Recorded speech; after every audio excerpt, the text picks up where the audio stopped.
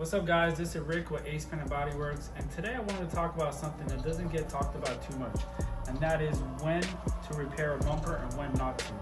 So these vehicles nowadays, they have so much technology. This vehicle in particular has a blind spot radar. It's right here. So anytime someone's in your blind spot, it tells you, it gives you a warning. It usually has a light in the mirror, and this vehicle has that. You can see over here is scraped, barely over here, not much.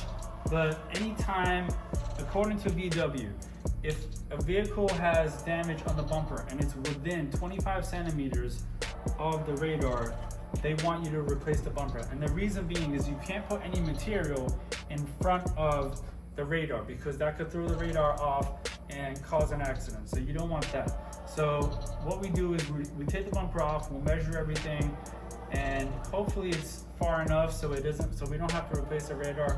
These radars are not cheap. This one for this vehicle in particular costs about $750. So this is just another good example of a hidden cost that we can't predict until we get the vehicle in the shop. And this is why estimates can vary so much. A preliminary estimate, can easily go from $1,500 from when we first saw it to $2,000, $3,000. It could jump pretty quickly. So just want to talk about those couple things, and thank you for watching.